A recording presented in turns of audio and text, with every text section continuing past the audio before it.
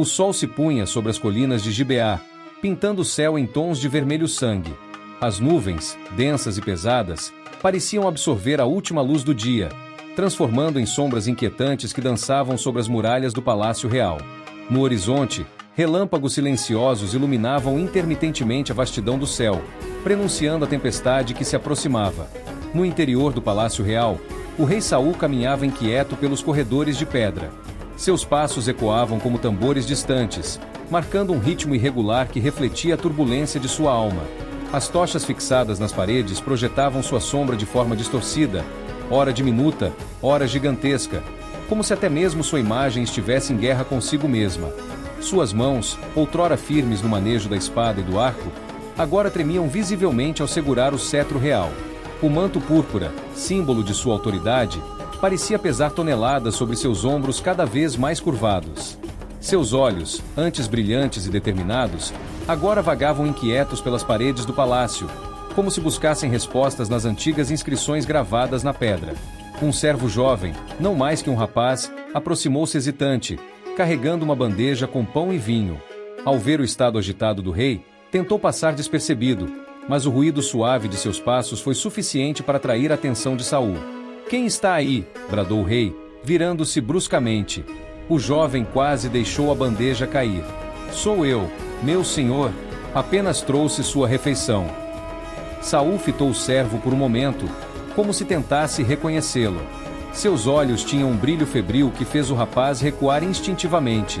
"Deixe isso aí e vá", ordenou o rei, voltando a caminhar.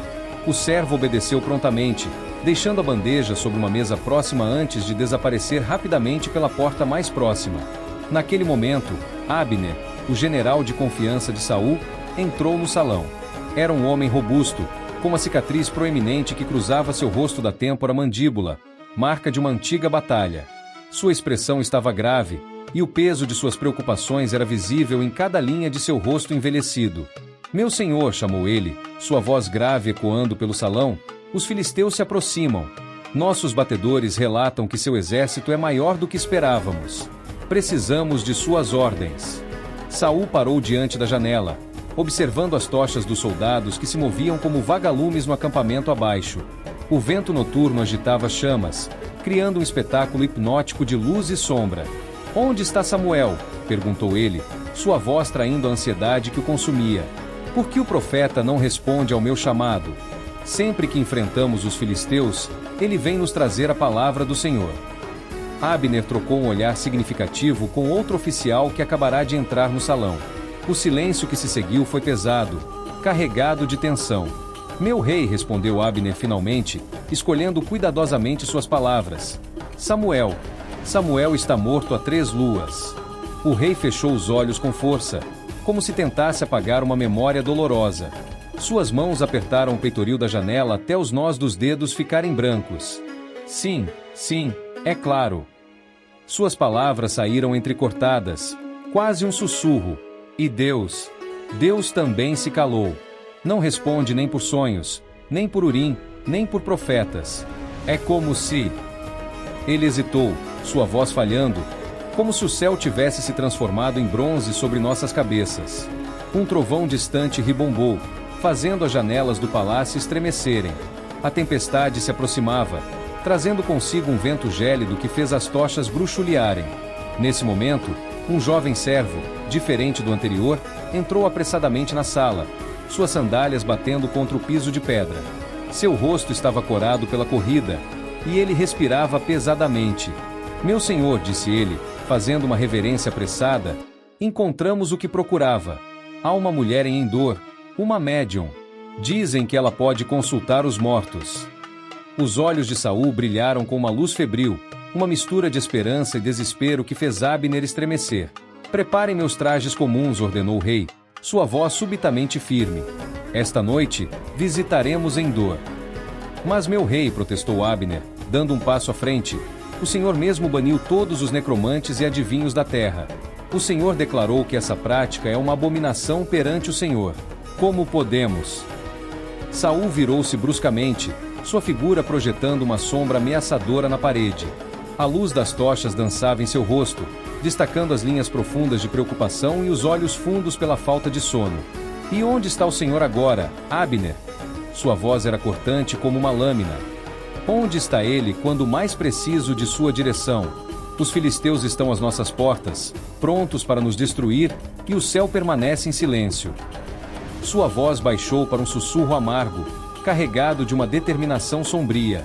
Se ele não me responde pelos meios apropriados, buscarei respostas onde puder encontrá-las.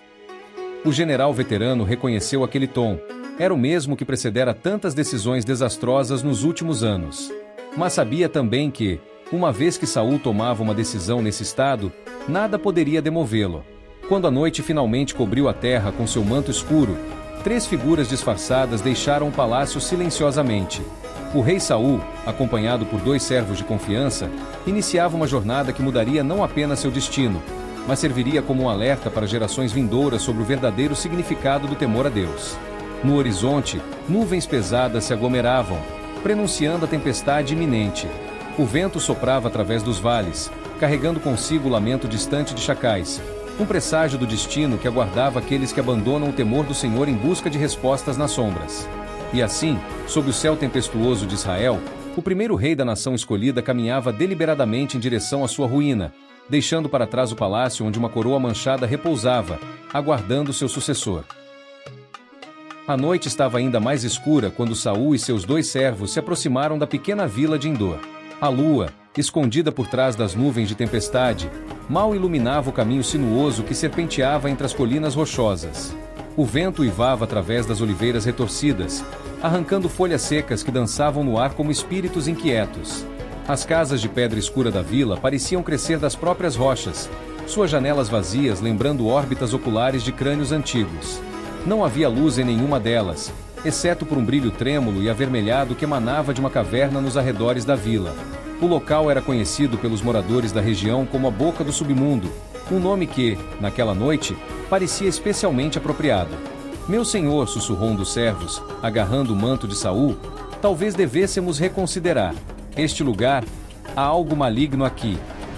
Saul sacudiu a mão do servo com impaciência. Vocês 2, esperem aqui, ordenou, sua voz rouca pela caminhada e pela tensão. Não quero assustá-la com muitas pessoas. Enquanto se aproximava da entrada da caverna, o rei disfarçado podia sentir o cheiro de ervas queimadas e incenso. O ar estava pesado, não apenas com a umidade da tempestade que se aproximava, mas com algo mais. Uma presença antiga e proibida que fazia seu coração bater mais rápido. A mulher que o recebeu não era como ele imaginava.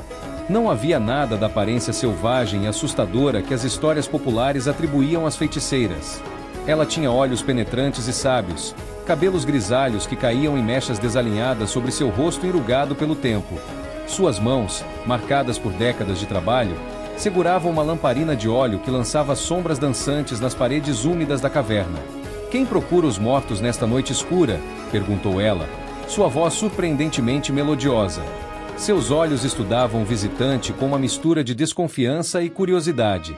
O interior da caverna era mais espaçoso do que parecia do lado de fora. Várias alcovas naturais abrigavam prateleiras talhadas na rocha, onde jarros de barro e frascos de vidro colorido guardavam seus misteriosos conteúdos.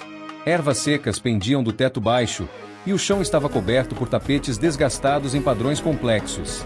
"Preciso que consulte um espírito para mim", respondeu Saul, mantendo o capuz sobre o rosto e tentando disfarçar sua voz naturalmente autoritária. A médium recuou um passo.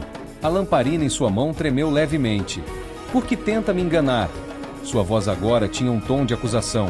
"Você sabe que o rei Saul expulsou todos os médiuns e adivinhos da terra. Muitos de meus irmãos e irmãs foram mortos. É uma armadilha para me entregar à morte?"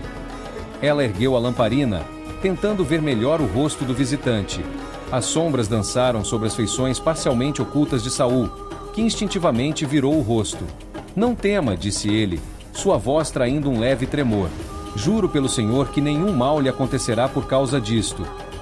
A mulher riu amargamente. "Jura pelo Senhor? O mesmo Deus que proibiu nossas práticas? Que ironia!"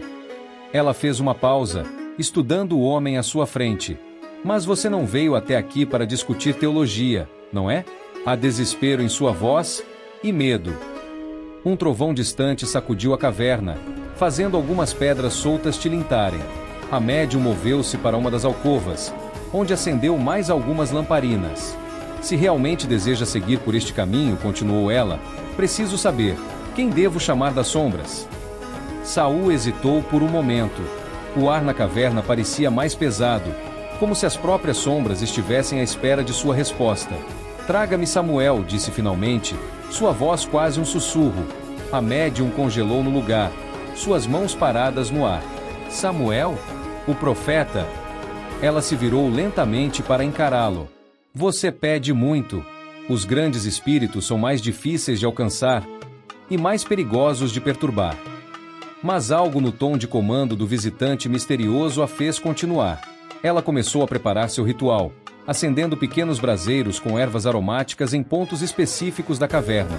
O ar ficou ainda mais denso com a fumaça perfumada, e as sombras pareciam ganhar vida própria nas paredes rochosas. A médium começou seus encantamentos, movendo-se em círculos e murmurando palavras em uma língua antiga e proibida. Seus cabelos grisalhos flutuavam como se movidos por uma brisa inexistente, e seus olhos começaram a perder o foco, voltando-se para dentro. De repente, algo mudou.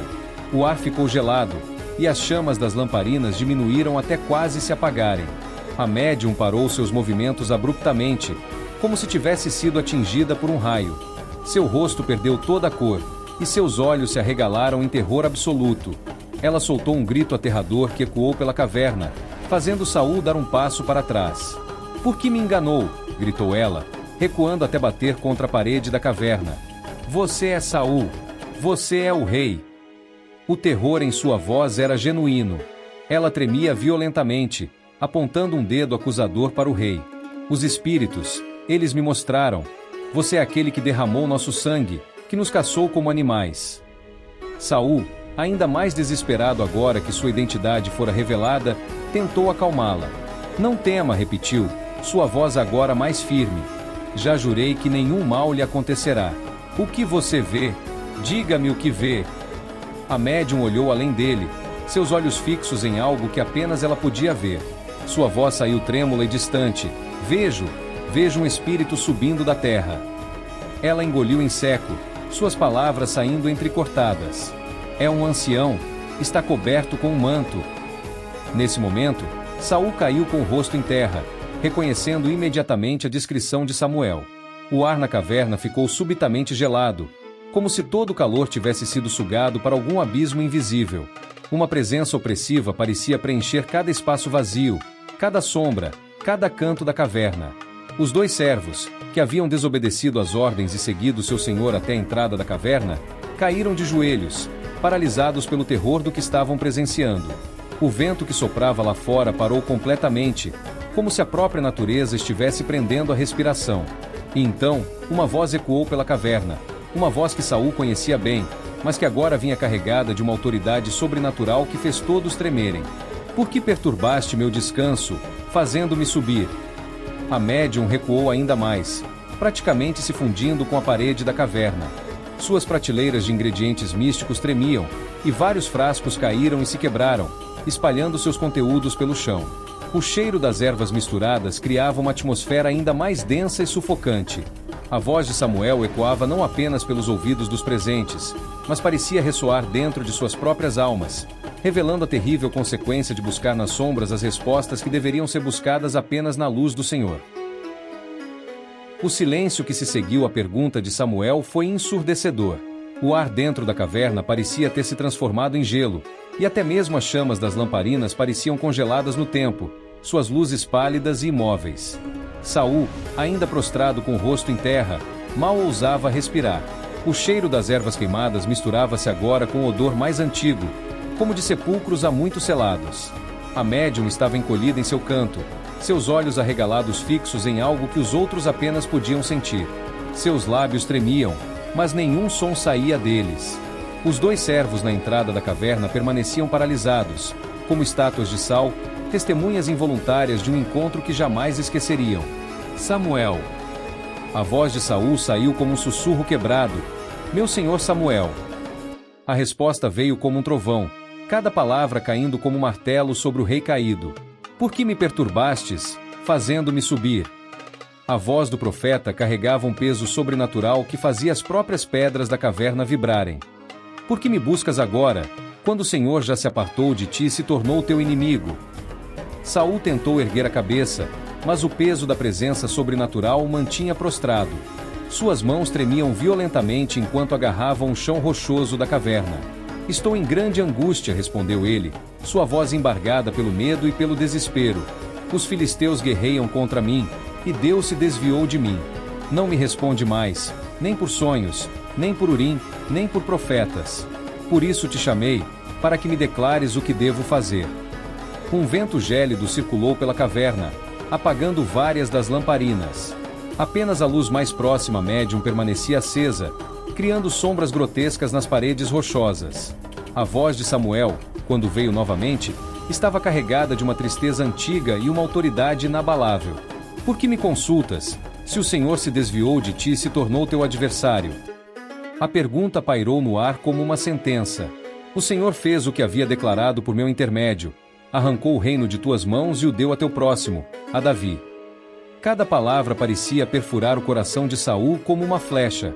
Memórias inundaram sua mente. O dia em que Samuel ungiu como rei, as primeiras vitórias, as promessas de Deus, e depois, sua própria desobediência, sua arrogância, sua queda gradual no abismo do medo e da paranoia. Assim como não obedeceste à voz do Senhor, continuou Samuel, sua voz crescendo em intensidade, nem executaste o furor da sua ira contra Amaleque, o Senhor te fez isto hoje. Um dos servos soltou um gemido abafado. A médium se encolheu ainda mais em seu canto, suas mãos tremendo tanto que derrubou vários de seus frascos místicos. O barulho do vidro quebrando ecoou pela caverna como um presságio sombrio.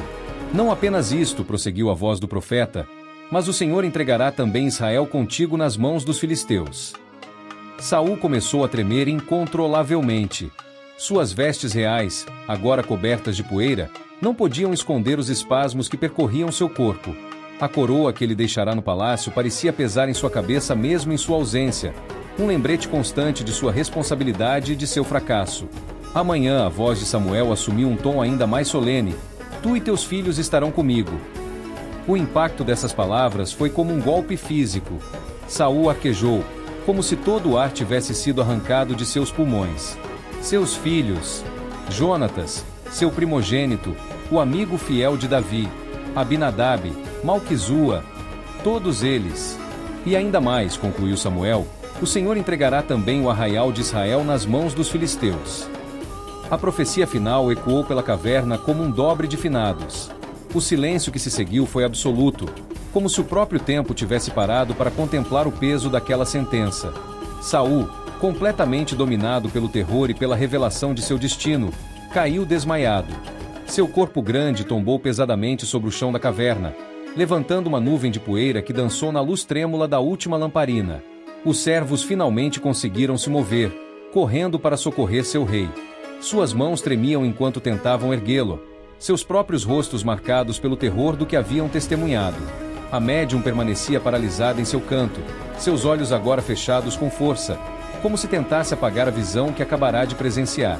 Lágrimas silenciosas corriam por seu rosto enrugado, não por Saul, o rei que a havia perseguido, mas pela terrível majestade do juízo divino que acabará de testemunhar. Do lado de fora da caverna, um trovão ribombou pelos céus, e a tempestade que se formava finalmente desabou sobre Endor. Era como se os próprios céus chorassem pelo destino do primeiro rei de Israel. A chuva caía em torrentes, transformando a terra em lama, enquanto relâmpagos cortavam o céu em padrões caóticos. Os servos lutavam para carregar o corpo inconsciente de Saul, suas sandálias escorregando no chão agora úmido da caverna. A médium, recuperando um pouco de sua compostura, moveu-se para ajudá-los. Levem-no para perto do fogo, disse ela, sua voz ainda trêmula. Ele precisa de calor e de alimento, se conseguir comer.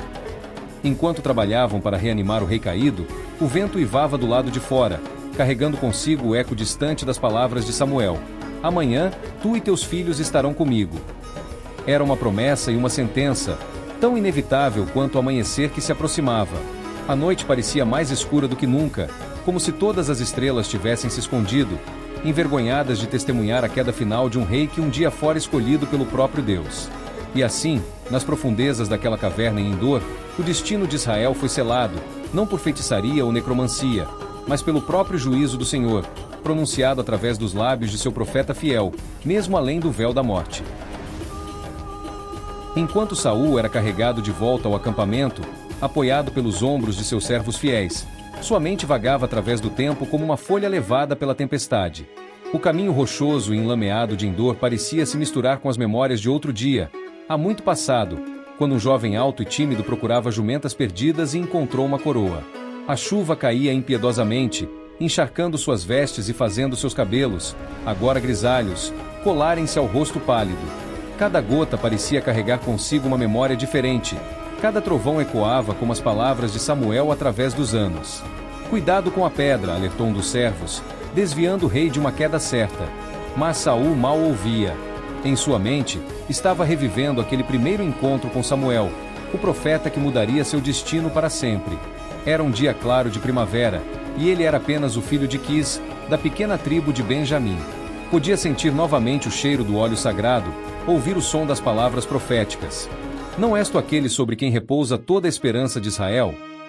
Meu senhor, a voz distante do servo trouxe momentaneamente de volta ao presente. Há uma caverna adiante. Podemos nos abrigar da tempestade. Saul assentiu mecanicamente, deixando-se guiar para o abrigo temporário. O interior da caverna era seco, mas o frio que ele sentia vinha de dentro, um frio que nenhum fogo poderia aquecer. Água! Tragam água! Gritou um dos servos, tentando reanimar o rei que parecia cada vez mais perdido em suas próprias memórias. As imagens continuavam a fluir em sua mente, cada uma mais vívida que a anterior. Agora ele se via em Gilgal, no dia em que sua desobediência começou a selar seu destino. O exército estava inquieto, os homens desertavam, e Samuel não chegava. Ele podia sentir novamente aquela ansiedade crescente, aquele medo corrosivo que o levou a oferecer ele mesmo o sacrifício. Que fizeste? A voz de Samuel naquele dia soava clara em sua memória, carregada de decepção e advertência. Procedeste neciamente. Não guardaste o mandamento que o Senhor teu Deus te ordenou. Um relâmpago iluminou a entrada da caverna, projetando sombras grotescas nas paredes. Por um momento, Saul pensou ver a figura de Samuel ali, mas era apenas o jogo de luz e sombra na rocha irregular. Perdemos o caminho, murmurou ele, suas palavras mal audíveis sobre o rugido da tempestade. Perdemos o caminho há tanto tempo. Os servos trocaram olhares preocupados. Um deles se aproximou com um odre de água, oferecendo-o ao rei. Saul bebeu mecanicamente, mas seus olhos continuavam distantes, fixos em um passado que só ele podia ver. Agora as memórias o levavam para a batalha contra os amalequitas. O som dos gritos de guerra misturava-se com o barulho da chuva lá fora. Podia ver os melhores animais sendo separados, contra a ordem expressa do Senhor. Podia ouvir sua própria voz justificando a desobediência. O povo poupou o melhor das ovelhas e dos bois, para o sacrificar ao Senhor teu Deus. Obedecer é melhor do que sacrificar, sussurrou ele, repetindo as palavras que Samuel pronunciara naquele dia fatídico. Obedecer é melhor do que sacrificar. Os servos se entreolharam novamente, perturbados pelo estado de seu senhor. Um deles tentou acender uma pequena fogueira com galhos secos que encontrou no fundo da caverna. A luz trêmula das chamas projetava sombras dançantes que pareciam tomar a forma de todos os seus fracassos. A perseguição implacável a Davi, a matança dos sacerdotes em Nob, as inúmeras vezes em que o espírito maligno o atormentara. Davi! O nome escapou de seus lábios como um lamento. Em sua mente, via o jovem pastor tocando sua harpa, afugentando os demônios que o atormentavam. Aquele mesmo jovem que ele tentará matar tantas vezes, cegado pelo ciúme e pelo medo. O Senhor procurou para si um homem segundo o seu coração, ecoava a voz de Samuel em sua memória. As palavras queimavam agora como fogo em sua consciência. Davi, o homem segundo o coração de Deus, enquanto ele, Saul, havia se tornado um homem segundo seus próprios temores. Um trovão particularmente forte sacudiu a caverna, fazendo pequenas pedras se soltarem do teto. Os servos se encolheram, mas Saul permaneceu imóvel, perdido em suas recordações.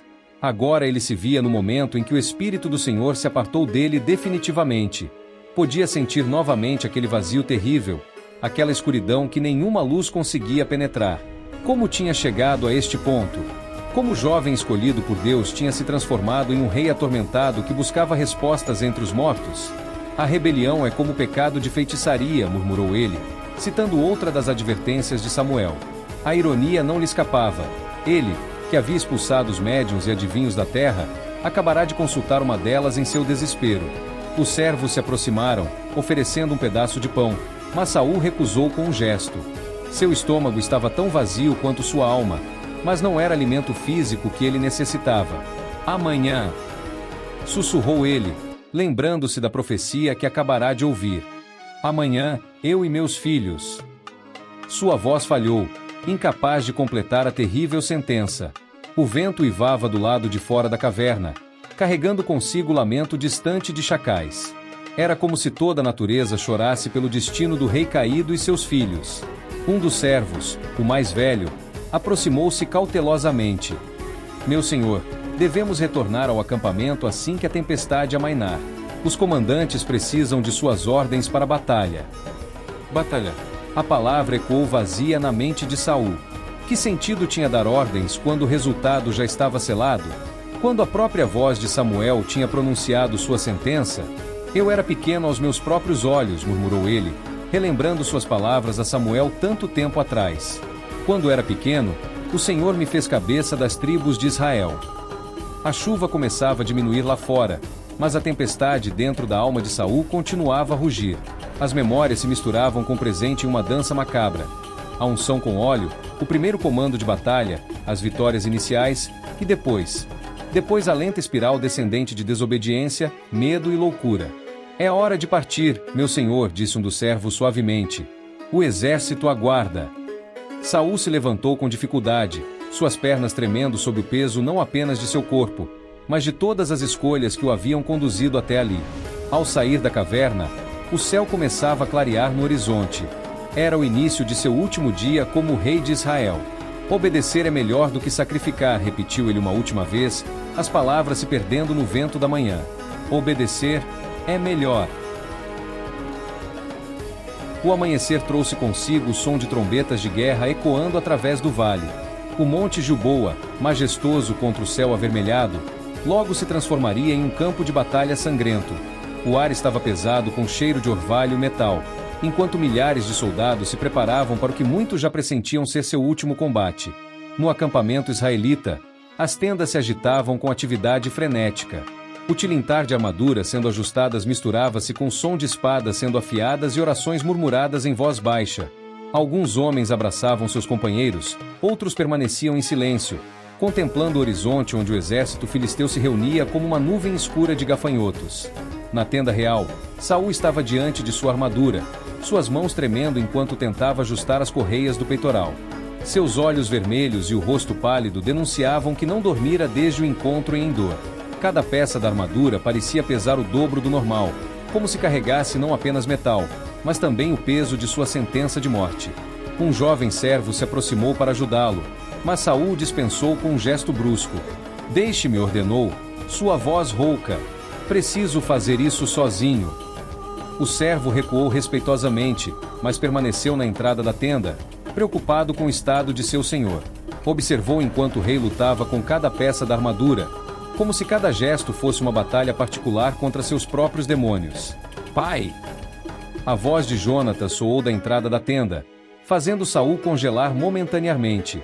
Seu primogênito entrou, já completamente armado para a batalha. A luz da manhã que penetrava pelas frestas da tenda fazia sua armadura brilhar como se fosse feita de ouro. Seus olhos, tão diferentes dos do pai, transmitiam uma serenidade que parecia fora de lugar naquela manhã sombria. Os comandantes aguardam suas ordens, disse Jonatas, aproximando-se para ajudar o pai com a armadura. Desta vez, Saul não recusou auxílio. Você não deveria estar aqui, murmurou Saul, enquanto o filho ajustava as correias com a eficiência de um guerreiro experiente. Deveria estar com sua esposa, seus filhos.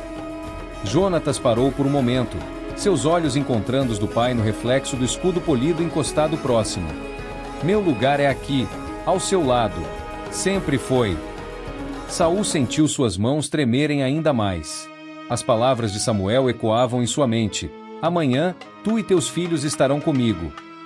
Como poderia enviar seu filho para a morte? Jonatas, começou ele, sua voz falhando. Meu filho. Os filisteus são muitos, interrompeu Jonatas, continuando a ajustar a armadura do pai como se não percebesse sua angústia. Mas o Senhor já nos deu vitória contra números maiores antes. Lembra-se de Micmas? Saul lembrava. Como poderia esquecer? Tinha sido um dos momentos de maior glória de Jonatas, quando ele e seu escudeiro, sozinhos, atacaram uma guarnição filisteia e iniciaram um pânico que levou à vitória de Israel. Naquele dia, o Senhor estava com eles. Mas agora, tudo mudou, meu filho, disse Saul.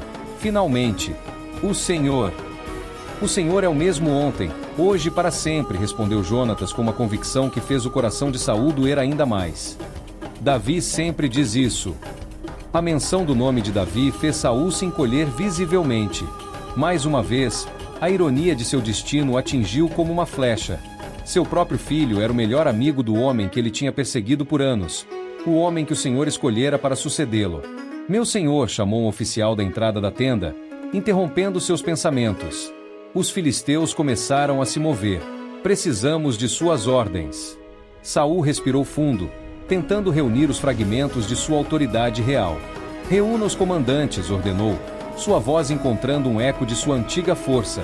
Enquanto o oficial se retirava, Jonatas terminou de ajustar a última peça da armadura do pai. Seus movimentos eram precisos, mas havia uma ternura neles que fez os olhos de Saul se encherem de lágrimas. Pai, disse Jonatas, colocando as mãos nos ombros de Saul, qualquer que seja o resultado desta batalha, saiba que você sempre será meu rei. E mais importante, sempre será meu pai. Saul quis gritar, quis contar ao filho sobre a profecia, sobre o destino terrível que os aguardava. Mas as palavras ficaram presas em sua garganta. Como poderia roubar a coragem de seu filho no momento em que mais precisavam dela? Os comandantes começaram a entrar na tenda, suas armaduras tilintando, seus rostos marcados pela expectativa da batalha iminente. Abinadab e Malquizua, os outros filhos de Saul, juntaram-se a seus irmãos. Ver seus 3 filhos juntos, prontos para a batalha, era como uma punhalada no coração do rei. Meus senhores, começou Saul, sua voz encontrando uma força que ele não sabia que ainda possuía, hoje enfrentamos não apenas os filisteus, mas nosso próprio destino. Os oficiais se entreolharam, surpresos pelo tom solene das palavras do rei. Jonatas, ao lado do pai, mantinha sua postura serena, como se já tivesse feito as pazes com qualquer que fosse o resultado daquele dia. Alguns de nós não verão o pôr do sol, continuou Saul, seus olhos percorrendo os rostos de seus comandantes, demorando-se um pouco mais nos de seus filhos. Mas morreremos como guerreiros de Israel, defendendo nosso povo e nossa terra. Um murmúrio de assentimento percorreu a tenda. Mesmo aqueles que há muito duvidavam da sanidade de seu rei pareciam tocados pela dignidade de suas palavras. Dividiremos nossas forças em 3 grupos, prosseguiu Saul, inclinando-se sobre o mapa disposto na mesa central. Jonatas comandará a ala direita, Abinadab à esquerda. Eu e Malquizua lideraremos o centro. Enquanto discutiam os detalhes da formação, o som das trombetas filisteias ficava cada vez mais próximo. O chão parecia tremer com a aproximação de milhares de pés marchando. Finalmente, quando os últimos detalhes foram acertados e os comandantes começavam a se retirar, Saul chamou seus filhos para mais perto. Meus filhos, disse ele, sua voz agora apenas um sussurro, vocês são a maior bênção que o Senhor me deu. Muito maior do que esta coroa que agora pesa tanto. Os 3 jovens se aproximaram do pai, formando um círculo íntimo no meio da tenda real. Por um momento, eram novamente apenas pai e filhos, não rei e príncipes. Que o Senhor esteja conosco, disse Jonatas, colocando sua mão sobre o ombro do pai. Abinadab e Malquizua fizeram o mesmo, completando o círculo. Saul fechou os olhos, sentindo o calor das mãos de seus filhos. Como poderia dizer-lhes que o Senhor já não estava com eles? Que aquele gesto de bênção era, na verdade, uma despedida? O som de mais uma trombeta cortou o ar, mais próximo agora. Era o sinal. A batalha estava prestes a começar. É a hora, disse Saul, abrindo os olhos. Que cada um vá para seu posto. Enquanto via seus filhos saírem da tenda, cada um para seu destino designado, Saul sentiu uma estranha paz o envolver. Não era a paz que vem da esperança de vitória, mas a aceitação serena de quem sabe que seu caminho está chegando ao fim. Obedecer é melhor do que sacrificar, murmurou ele uma última vez, ajustando seu elmo. Que o Senhor tenha misericórdia de nossas almas. A batalha se desenrolava exatamente como Samuel havia profetizado. Uma dança mortal de espadas e flechas sob o sol inclemente do Monte Gilboa. O ar estava carregado com o cheiro metálico do sangue e o som ensurdecedor do choque entre escudos e espadas. A poeira levantada pelos milhares de pés em movimento criava uma névoa terrena que transformava os guerreiros em sombras dançantes. Saul, do alto de sua posição no centro da formação israelita, observava com horror enquanto a profecia se cumpria passo a passo diante de seus olhos. Os arqueiros filisteus, com sua terrível precisão, começavam a cercar suas forças no monte. Suas flechas escureciam o céu como nuvens de gafanhotos, caindo sobre as tropas de Israel com uma precisão mortal. "Mantenham a formação", gritava ele, sua voz rouca se perdendo no caos da batalha. "Protejam os flancos." Mas era como tentar conter o mar com as mãos. Os filisteus avançavam como uma onda implacável, sua superioridade numérica tornando-se mais evidente a cada momento. As linhas israelitas começavam a se dobrar sob a pressão do ataque. Foi então que Saul viu algo que gelou seu sangue. A ala direita, onde Jonatas comandava, estava sendo especialmente castigada pelo ataque inimigo. Seu primogênito lutava como um leão, sua espada reluzindo ao sol enquanto abatia um filisteu após outro. Mas para cada inimigo que caía, 2 pareciam tomar seu lugar. "Jonatas!" gritou Saul, sua voz carregada de desespero. Mas o vento levou suas palavras na direção oposta. Através da poeira e do caos, Saul viu o momento exato em que uma flecha encontrou seu alvo. Jonatas cambaleou, uma expressão de surpresa em seu rosto jovem. Por um momento, pareceu que ele iria se recuperar. Tinha sobrevivido a ferimentos piores antes. Mas então uma segunda flecha o atingiu, e uma terceira. O tempo pareceu parar enquanto Saul observava seu primogênito cair. Jonatas, o amigo fiel de Davi, o príncipe guerreiro que nunca perderá a fé no Senhor, tombou como uma árvore majestosa atingida por um raio. Seus últimos momentos foram de bravura. Mesmo caindo, sua espada encontrou o peito de mais um inimigo. "Não!" O grito de Saul ecoou pelo campo de batalha, um som tão carregado de dor que fez alguns guerreiros pararem momentaneamente seus combates. Mas não havia tempo para lamentar. O flanco esquerdo, onde Abinadab comandava, também estava sob forte pressão. Saul viu seu segundo filho lutando para manter suas tropas unidas, gritando ordens e encorajamento. Por um breve momento, pareceu que conseguiriam conter o avanço inimigo. Foi então que uma nova onda de arqueiros filisteus chegou ao campo de batalha. Suas flechas, disparadas em uma coordenação perfeita, criaram uma chuva mortal sobre as tropas de Abinadab. Saul observou, impotente, enquanto seu segundo filho tentava se proteger com o escudo. "Recuem!" gritou Abinadab para seus homens, preocupado mais com a segurança de suas tropas do que com a própria. Foi seu último ato de liderança. 3 flechas o atingiram quase simultaneamente, atravessando as juntas de sua armadura. Abinadab caiu de joelhos, seu escudo escorregando de seu braço. Um guerreiro filisteu aproveitou o momento para desferir o golpe final. Saul sentiu suas pernas fraquejarem. 2 de seus filhos, mortos diante de seus olhos. A profecia de Samuel ecoava em sua mente com uma clareza cruel. "Amanhã, tu e teus filhos estarão comigo." Malquizua, seu filho mais jovem, ainda lutava ao seu lado no centro da formação.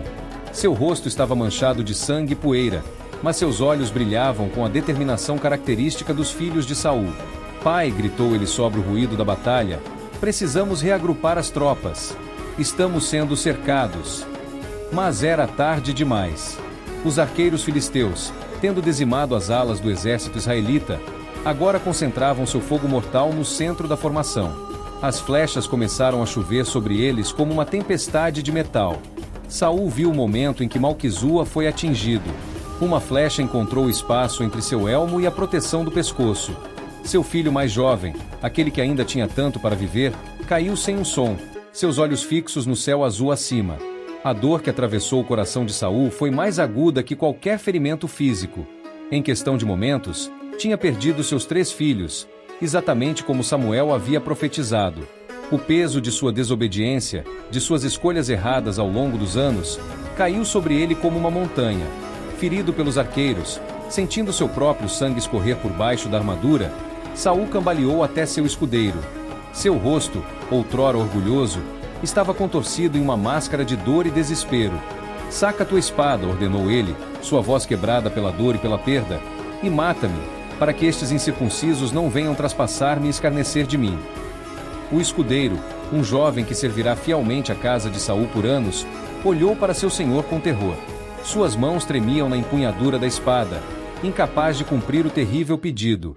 Não posso, meu senhor, respondeu ele, lágrimas cortando trilhas limpas em seu rosto coberto de poeira. Não posso fazer isso. Saul entendeu. Como poderia pedir a um jovem que carregasse o peso de ter matado o ungido do Senhor? Mesmo em seus últimos momentos, algo da antiga nobreza de Saul brilhou através de sua dor. Com as últimas forças que lhe restavam, Saul pegou sua própria espada. O metal brilhou uma última vez sob o sol da tarde, refletindo o céu que agora parecia tão distante, tão indiferente ao drama que se desenrolava abaixo. Que o Senhor tenha misericórdia, murmurou ele, pensando em seus filhos que já o aguardavam do outro lado do véu. E assim, Saul, o primeiro rei de Israel, lançou-se sobre sua própria espada. Seu corpo grande tombou pesadamente sobre a terra ensanguentada do Monte Gilboa, junto aos corpos de seus filhos e de tantos guerreiros valentes que haviam caído naquele dia fatídico. O escudeiro, vendo seu senhor morto, seguiu seu exemplo, lançando-se também sobre sua espada. O sol começava a se pôr sobre o campo de batalha, pintando o céu com as mesmas cores de sangue que manchavam a terra abaixo. Naquele dia, a profecia se cumpriu integralmente. O primeiro rei de Israel e seus filhos morreram, e a coroa passou definitivamente para as mãos de Davi, o homem segundo o coração de Deus. O preço da desobediência havia sido pago em sangue real, e as palavras de Samuel provaram ser tão certeiras quanto as flechas dos arqueiros filisteus. A notícia chegou a Davi como um vento gélido do norte, cortante e inesperado. Ele estava em Ziclag, recém-retornado de uma batalha contra os amalequitas, quando um jovem chegou ao acampamento. O mensageiro tinha as vestes rasgadas e terra sobre a cabeça, os sinais tradicionais de luto em Israel. Davi estava sentado à entrada de sua tenda, discutindo com seus comandantes os planos para fortalecer as defesas da cidade, quando o jovem se aproximou cambaleante. Seus olhos revelavam que tinha viajado por dias sem descanso adequado, e suas sandálias gastas contavam a história de uma longa jornada. De onde vens? Perguntou Davi, notando imediatamente os sinais de más notícias que o jovem carregava em sua postura e aparência. Escapei do arraial de Israel, respondeu o mensageiro, caindo de joelhos diante de Davi. O coração de Davi pulou uma batida. Seus homens se aproximaram, formando um círculo tenso ao redor do mensageiro. O ar parecia ter ficado mais pesado, carregado com a expectativa de notícias que ninguém queria ouvir. Que aconteceu? Perguntou Davi, sua voz traindo a ansiedade que tentava controlar. Peço-te que me digas. O jovem respirou fundo, como se reunisse forças para suas próximas palavras. O povo fugiu da batalha, e muitos do povo caíram e morreram. Também Saul e Jonatas, seu filho, foram mortos. As palavras atingiram Davi como golpes físicos. Ele se levantou abruptamente, sua mente se recusando inicialmente a aceitar a notícia. Como sabes que Saul e Jonatas, seu filho, são mortos? O mensageiro, percebendo a intensidade da reação de Davi, começou a elaborar sua história, acrescentando detalhes que não tinha testemunhado, na esperança de ganhar favor aos olhos do futuro rei. Aconteceu que eu cheguei por acaso ao Monte Gilboa, e eis que Saul estava encostado sobre sua lança, e os carros e cavaleiros o perseguiam de perto. Voltando ele para trás, viu-me e chamou-me, e eu disse, eis-me aqui. Então ele me perguntou, quem és tu? E eu lhe respondi, sou um amalequita. E ele me disse, peço-te que te ponhas sobre mim e me mates, porque a angústia me tomou, e toda a minha vida está ainda em mim. O jovem tirou de seu manto uma coroa e um bracelete. Estes são a coroa que estava sobre a cabeça de Saul e o bracelete que estava em seu braço. Davi fitou os objetos com uma expressão que nenhum de seus homens conseguiu decifrar. Suas mãos tremiam levemente enquanto tocava a coroa que tantas vezes tinha visto na cabeça de Saul. De repente, em um movimento que pegou todos de surpresa, Davi rasgou suas vestes. Seus homens, compreendendo o significado do gesto, fizeram o mesmo. O som do tecido rasgando ecoou pelo acampamento como um lamento coletivo. Como não temeste estender a mão para destruir o ungido do Senhor? A voz de Davi trovejou, fazendo o jovem mensageiro recuar em terror. Antes que o amalequita pudesse responder, Davi chamou um de seus jovens guerreiros. Chega e mata-o. O soldado, sem hesitar, desembainhou sua espada e feriu o mensageiro, que caiu morto ali mesmo. Teu sangue seja sobre a tua cabeça, declarou Davi. pois a tua própria boca testificou contra ti, dizendo: eu matei o ungido do Senhor. O silêncio que se seguiu foi quebrado apenas pelo som do vento nas tendas e o choro contido de alguns dos homens que haviam conhecido Jonatas pessoalmente. Davi permaneceu imóvel por um longo momento, seu rosto uma máscara de dor contida. Então, como se uma represa tivesse se rompido em seu coração, ele começou a entoar seu lamento. Era um cântico de dor tão profunda que fez todos os presentes se curvarem sob o peso da perda. Como caíram os poderosos! Sua voz se ergueu, trêmula mas firme. Não o anuncieis em Gate, não o publiqueis nas ruas de Ascalon, para que não se alegrem as filhas dos filisteus, para que não saltem de contentamento as filhas dos incircuncisos. Lágrimas corriam livremente pelo rosto de Davi enquanto continuava seu lamento. Ó montes de Gilboa, não haja sobre vós orvalho nem chuva, nem campos que produzam ofertas. Pois ali foi profanado o escudo dos poderosos, o escudo de Saul, como se não fora ungido com óleo. Seus homens ouviam em silêncio reverente enquanto seu líder vertia sua dor em poesia. Saul e Jonatas, amados e queridos, não se separaram na vida nem na morte. Eram mais ligeiros do que as águias, mais fortes do que os leões. Filhas de Israel, chorai por Saul, que vos vestia de escarlata em delícias, que vos punha ornamentos de ouro sobre as vossas vestes. Quando chegou a parte sobre Jonatas, sua voz quase falhou. Angustiado estou por ti, meu irmão Jonatas, quão amável me eras. Mais maravilhoso me era o teu amor do que o amor das mulheres. Os guerreiros mais próximos a Davi podiam ver como seu corpo tremia com soluços contidos. Este era um lado de seu líder que poucos tinham testemunhado, não um guerreiro destemido ou um músico inspirado, mas um homem dilacerado pela perda de seu melhor amigo e de seu rei, o ungido do Senhor. Como caíram os poderosos, concluiu ele, sua voz agora apenas um sussurro. Como pereceram as armas de guerra. O lamento de Davi ecoou através dos vales e montanhas, carregado pelos ventos até os confins de Israel. Era um testemunho não apenas de sua dor pessoal, mas de sua compreensão profunda do verdadeiro temor ao Senhor. Aquele que Saul havia perseguido implacavelmente por anos demonstrava agora o verdadeiro significado de honrar o ungido de Deus. Mesmo após anos de perseguição, mesmo após inúmeras tentativas contra sua vida, Davi chorava sinceramente a morte de Saul, reconhecendo nele não o inimigo que tentará matá-lo, mas o escolhido do Senhor. O sol começava a se pôr sobre Ziclag, pintando o céu com as mesmas cores de sangue que haviam manchado o monte Gilboa. Davi ordenou que seu lamento fosse ensinado aos filhos de Judá, para que as gerações futuras se lembrassem não apenas da queda dos poderosos, mas também do verdadeiro significado de temer ao Senhor. Naquela noite, enquanto o acampamento se recolhia em luto, o som da harpa de Davi podia ser ouvido vindo de sua tenda, não as melodias alegres que costumava tocar, mas uma lamúria suave e melancólica que parecia carregar todo o peso da dor de Israel. Anos se passaram desde os eventos no Monte Gilboa. Jerusalém havia se tornado a cidade de Davi, e o palácio real resplandecia sob o sol da tarde. Os jardins reais estavam repletos do aroma de flores da primavera, e o som de harpas e saltérios ecoava suavemente pelos corredores de pedra. Davi, agora com fios prateados misturados aos seus cabelos escuros, estava sentado em seu trono, cercado pelos anciãos de Israel. Sua expressão carregava a sabedoria dos anos e das experiências vividas. Em seus olhos, ainda brilhava aquela mesma luz que o distinguira desde sua juventude, o reflexo de um coração verdadeiramente voltado para Deus. Meus irmãos, começou ele, sua voz ressoando pela sala do trono, hoje quero compartilhar com vocês uma lição que aprendi através dos anos, uma verdade que vi se desenrolar diante de meus olhos na vida do rei Saul. Os anciãos se aproximaram, alguns sentados em bancos baixos, outros de pé, apoiados em seus cajados. Entre eles estava um homem muito idoso que havia servido no palácio de Saul, suas mãos enrugadas tremendo levemente enquanto segurava seu bastão. O temor do Senhor é o princípio da sabedoria, declarou Davi, levantando-se de seu trono. Vejam o que aconteceu com Saul, que abandonou o caminho do Senhor para buscar respostas nas sombras. Não há sabedoria, nem entendimento, nem conselho contra o Senhor. O velho servidor de Saul baixou a cabeça, lembrando-se daquela noite fatídica e em dor. Suas palavras saíram trêmulas, carregadas de memória. Eu estava lá, meu rei, quando Saul buscou a médium. Vi o terror em seus olhos quando o espírito de Samuel apareceu. Davi se aproximou do ancião, colocando gentilmente a mão em seu ombro. Conte-nos, meu amigo, que os jovens aprendam com o passado. O velho ergueu os olhos, encontrando o olhar compassivo de Davi. Saul era um homem alto e imponente, escolhido pelo próprio Deus.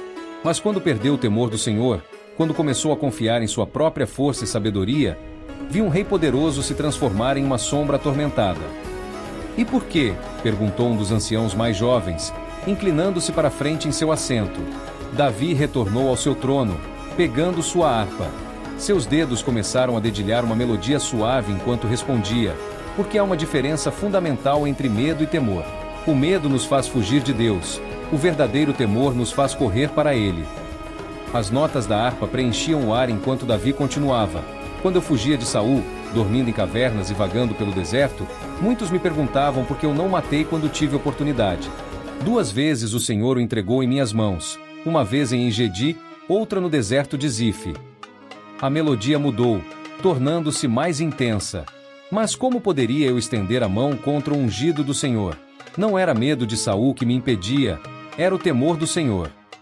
Um dos anciãos, conhecido por sua sabedoria, interveio. Mas como podemos ter certeza de que estamos no caminho certo? Como distinguir entre medo e temor? Davi sorriu, suas mãos ainda movendo-se sobre as cordas da harpa. O verdadeiro temor do Senhor é como uma árvore plantada junto a correntes de águas. Suas raízes são profundas, é reverência, não terror. É amor respeitoso, não medo paralisante. Ele fez uma pausa, deixando as últimas notas ressoarem pela sala.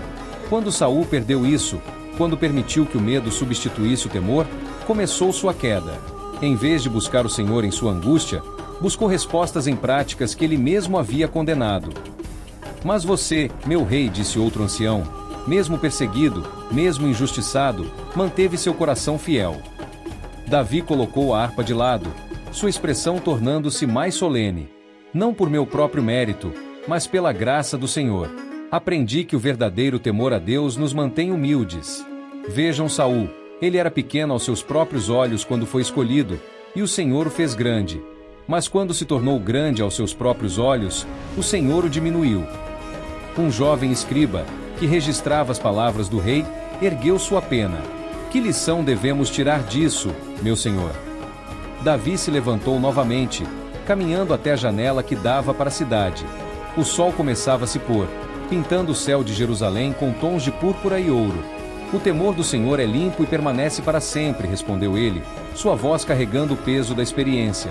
Os juízos do Senhor são verdadeiros e todos igualmente justos. São mais desejáveis do que o ouro, mais doces do que o mel e o licor dos favos. Voltando-se para os anciãos, continuou: quando enfrentamos dificuldades, quando o inimigo nos cerca, quando as respostas parecem distantes, temos uma escolha. Podemos, como Saul, abandonar o caminho do Senhor e buscar respostas nas sombras. Ou podemos, mesmo em nossa angústia, permanecer firmes no temor do Senhor. O velho servidor de Saul ergueu-se com dificuldade, apoiando-se em seu bastão. Se Saul tivesse entendido isso, se tivesse mantido seu coração como nos primeiros dias. Por isso devemos ensinar essas verdades a nossos filhos, interrompeu Davi gentilmente. Para que aprendam que o temor do Senhor não é um fardo pesado, mas uma âncora segura em tempos de tempestade. Pegando novamente sua harpa, Davi começou a compor um novo salmo, suas palavras fluindo como um rio de sabedoria.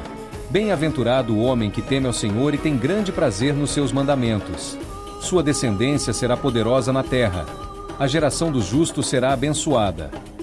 Os anciãos ouviam em silêncio reverente enquanto seu rei continuava a cantar, as palavras ecoando pelos corredores do palácio e além, carregando uma verdade eterna. O temor do Senhor é o princípio da sabedoria. Bom entendimento tem todos os que cumprem os seus mandamentos. O seu louvor permanece para sempre. Quando a última nota se dissipou no ar da tarde, um silêncio contemplativo preencheu a sala. As palavras de Davi haviam tocado algo profundo nos corações dos presentes, uma compreensão renovada do que significava verdadeiramente temer ao Senhor. E assim, a história de Saul permanece como um alerta solene para todas as gerações. Não há sabedoria em buscar respostas fora do Senhor, pois somente nele encontramos o perfeito equilíbrio entre temor e amor, justiça e misericórdia, verdade e graça. O sol se punha sobre Jerusalém, e as palavras do rei Davi ecoavam através dos séculos, um testamento eterno à verdade imutável. O temor do Senhor é limpo e permanece para sempre. Os juízos do Senhor são verdadeiros e todos igualmente justos. E assim, após ouvir esta história através dos séculos, curvemos nossas cabeças em oração, fazendo nossas as palavras de Davi. Pai Celestial, ensina-nos o verdadeiro significado do teu temor. Que nossos corações não se desviem para sombras quando as respostas parecem distantes, mas que encontremos em ti nosso refúgio e fortaleza. Como fizeste com Davi, planta em nós um coração segundo o teu querer, para que nosso temor não seja de terror, mas de reverência e amor. Que a história de Saul nos sirva de lição, lembrando-nos que obedecer é melhor do que sacrificar, e que só em ti encontramos verdadeira sabedoria e direção. Em nome de Jesus, amém. O que você achou da história de hoje aqui no Infinita Oração?